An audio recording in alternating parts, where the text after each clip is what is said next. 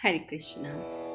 विदुला की बातें सुनकर पुत्र ने पूछा, परिपक्व बुद्धि वाली माँ, मेरे इस प्रश्न के अनुसार तू कोई उत्तम उपाय बता दे। मैं तेरे संपूर्ण आदेशों का यथोचित रीति से पालन करूँगा। यह बात सुनकर माता बोली, बेटा, पहले की संपत्ति नष्ट हो गई है, यह सोचकर तुझे अपनी अवज्ञा नहीं करनी चाहिए, क्योंकि धन वैभव तो नष्ट होकर पुनः प्राप्त हो जाते हैं और प्राप्त होकर फिर से नष्ट भी हो जाते हैं। अतः बुद्धिहीन पुरुषों को ईर्ष्यावश ही धन की प्राप्ति के लिए कर्मों का आरंभ नहीं करना चाहिए। तात सभी कर्मों के फल में सदा अनित्यता रहती है। कभी उनका फल मिलता है और कभी नहीं मिलता है। इस अनित्यता को जानते हुए भी बुद्धिमान पुरुष कर्म करते हैं और वे कभी असफल होते हैं तो कभी सफल होते हैं। परंतु जो कर्मों का आरंभ ही नहीं करते, वे तो कभी अपने अभीष्ट की सिद्धि में सफल नहीं होते। अतः कर्मों को छोड़कर निश्चेष्ट बैठने का ये एक ही परिणाम होता है कि मनुष्यों को कभी अभीष्ट मनोरथ की प्राप्ति नहीं हो सकती। परंतु कर्मों में उत्साहपूर्वक लगे रहने पर तो दोनों प्रकार के परिणामों की संभावना रहती है। कर्मों का वांछनीय फल भी प्राप्त हो सकता है और नहीं भी। राजकुमार, जिसे पहले से ही सभी पदार्थों की अनित्यता का ज्ञान होता है, वह ज्ञानी पुरुष अपने प्रतिकूल शत्रु की उन्नति और अपनी अवनति से प्राप्त हुए दुख का विचार द्वारा निवारण कर सकता है।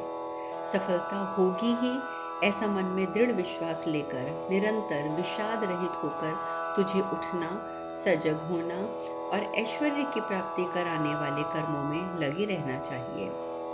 वत्स, देवताओं सहित ब्राह्मणों का पूजन तथा अन्यान्य मांगलिक कार्य संपन्न करके प्रत्येक कार्य का आरंभ करने वाले बुद्धिमान राजा की शीघ्र ही उन्नति होती है।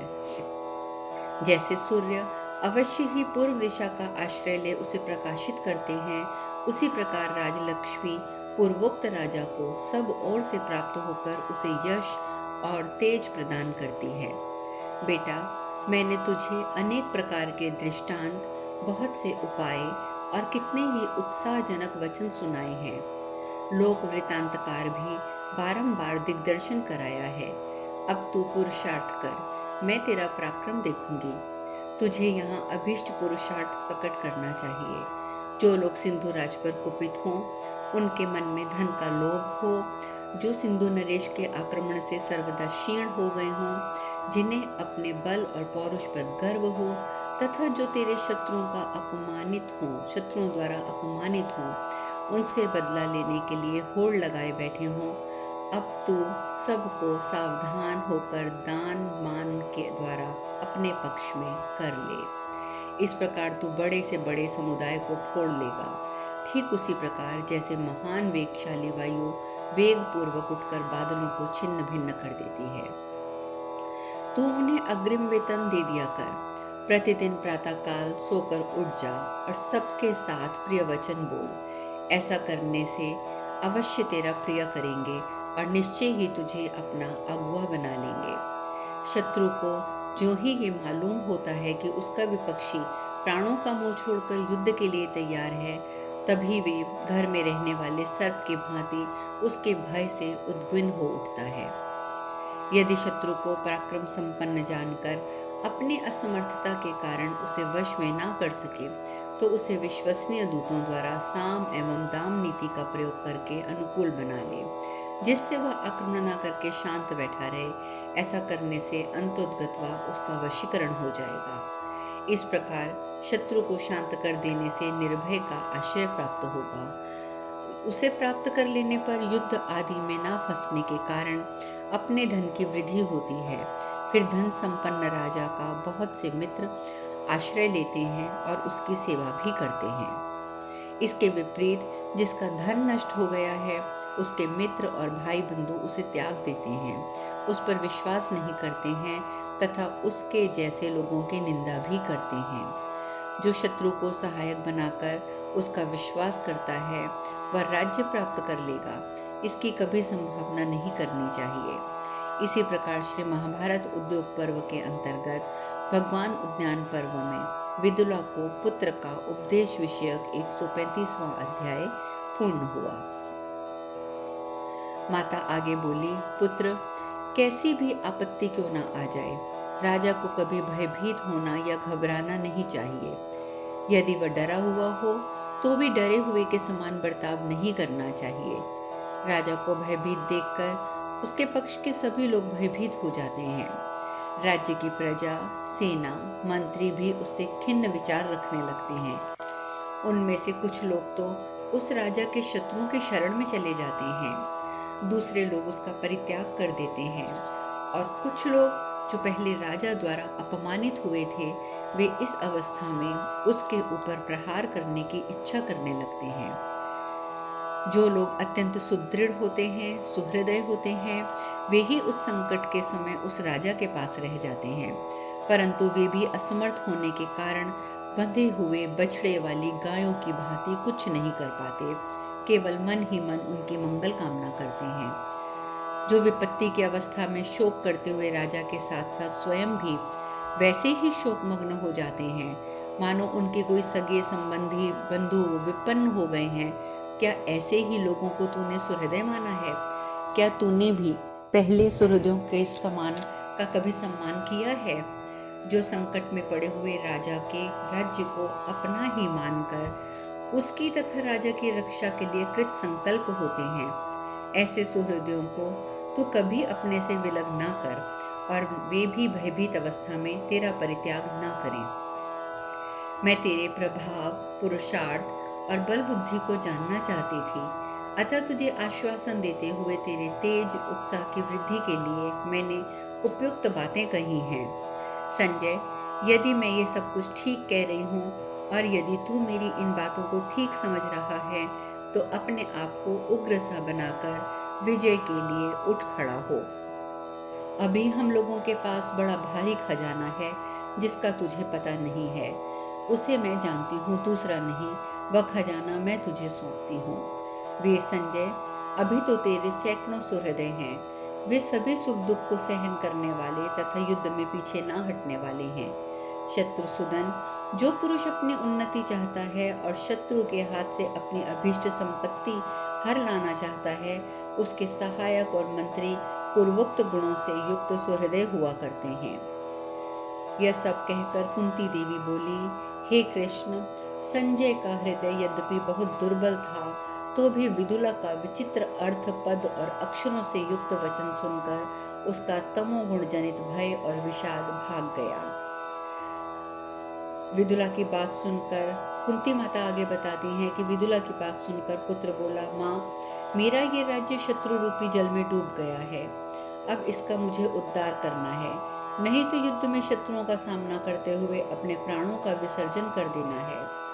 जब मुझे भावी वैभव का दर्शन कराने वाली तुझ जैसी संचालिका प्राप्त है, तब मुझ में ऐसा साहस होना ही चाहिए। मैं बराबर तेरी नई नई बातें सुनना चाहता हूँ, इसलिए बारंबार बीच बीच में कुछ न कुछ बोलकर फिर मौन हो जाता था। तेरे ये अमृत के समान वचन बड़ी कठिनाई से सुनने को मिले हैं। उन्हें सुनकर मैं तृप्त नहीं होता था। ये देखो, अब मैं शत्रुओं का दमन और विजय की प्राप्ति के लिए बंधु बांधवों के साथ उद्योग कर रहा हूँ। ये कथा सुनाकर कुंती देवी बोली, ये कृष्ण, माता के वागवाणों से बिधकर और तिरस्कृत होकर चाबुक की मार खाए हुए अच्छे घोड़े के समान संजय ने माता के उस समस्त उपदेश का यथावत रूप से पालन किया। यह उत्तम उपाख्यान वीरों के लिए अत्यंत उत्साहवर्धक, कायरों के लिए भयंकर है। यदि कोई राजा शत्रु से पीड़ित होकर दुखी एवं हताश हो रहा हो, तो मंत्री को चाहिए कि उसे ये प्रसंग सुनाए। यह जय नामक इतिहास है।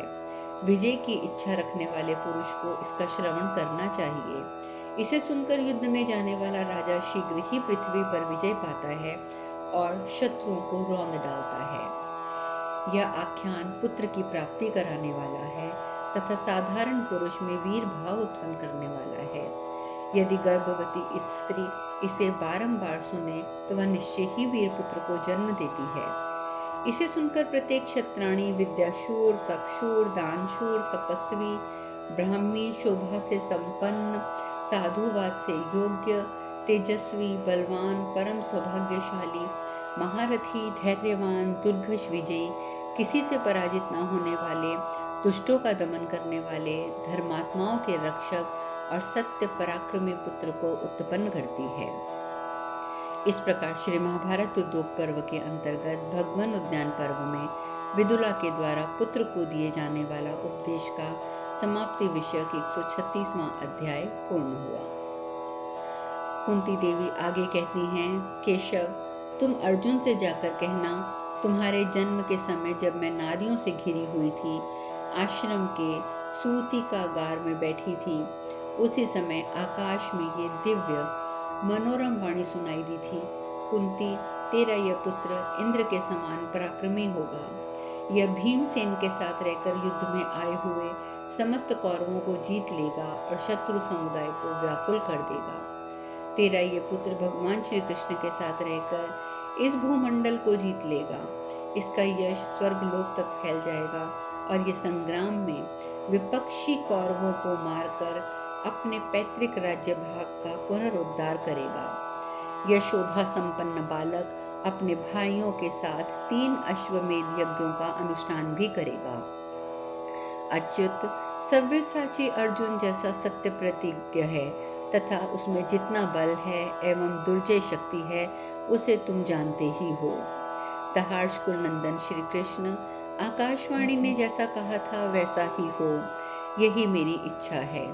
कृष्ण नंदन, यदि धर्म की सत्ता है तो वह भी उसी के रूप में सत्य होगा।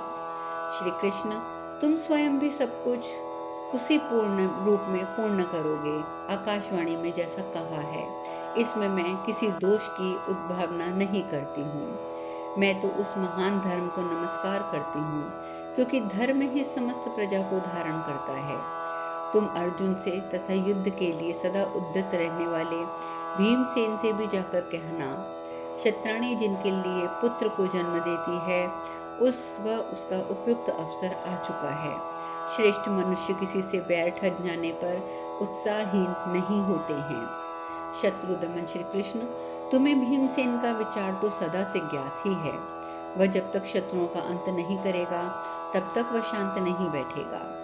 माधव श्री कृष्ण, तुम सब धर्मों को विशेष रूप से जानने वाली महात्मा पांडु की पुत्र वधू कल्याण में यशस्विनी द्रौपदी से कहना, बेटी, तू परम सौभाग्यशाली यशस्वी कुल में उत्पन्न हुई है। तूने मेरे सभी पुत्रों के साथ जो धर्मानुसार यथोचित बर्ताव किया है यह तेरे ही योग्य है। पुरुषोत्तम, तदंतर क्षत्रिय धर्म में तत्पर रहने वाले मेरे दोनों माद्री कुमारों से भी मेरा संदेश कहना। वीरों, तुम प्राण की बाजी लगाकर भी अपने पराक्रम को प्राप्त हुए भोगों का ही उपभोग करो। क्षत्रिय धर्म से निर्वाह करने वाले मनुष्य के मन को पराक्रम द्वारा प्राप्त किए हुए पदार्थ ही सदा संतुष्ट रखते हैं।